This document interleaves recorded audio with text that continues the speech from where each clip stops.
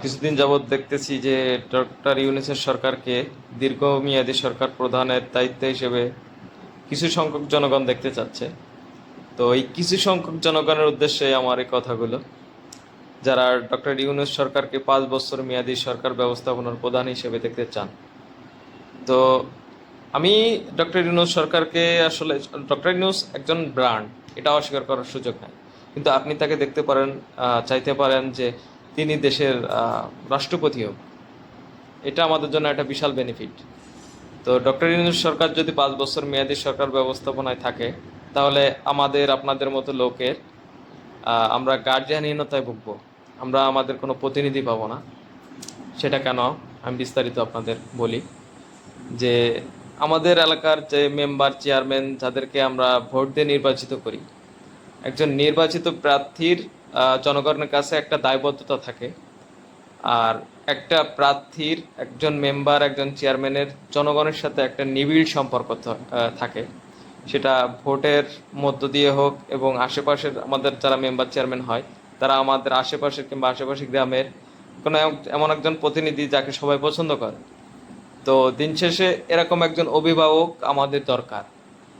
তো আমরা আপনারা কখনো কোনো উপদেষ্টাকে 7 জন্মেও কাছে পাবো না, না পারবো নিজের ব্যক্তিগত সমস্যা প্রকাশ করতে।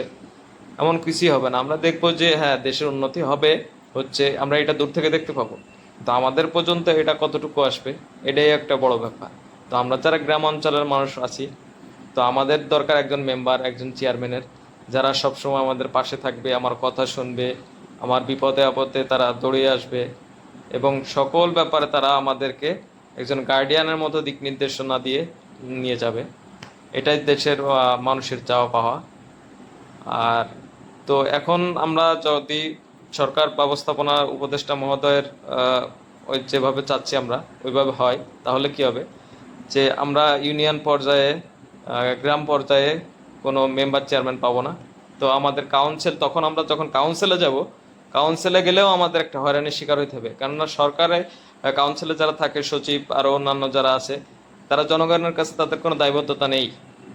তো তারা তাদের দায়িত্ব পালন করলেও কি না করলেও কি, তারা আসে তাদের চাকরির জন্য, চাকরি করে। তো তারা সরকারের কাছে দায়বদ্ধ, জনগণের কাছে তাদের ওইভাবে কোনো দায়বদ্ধতা নেই। যদিও তারা সরকারি চাকরি করে, কিন্তু তারা ওইভাবে দায়বদ্ধতার ভিতরতে চায় না। তো তারা আসছে, ডিউটি করতেছে, তাদের সময় শেষ, তারা চলে যাবে। তো ইতিপূর্বেই দেখছেন যে সরকারি কর্মকর্তা কর্মচারীদের ব্যবহার কেমন হয়।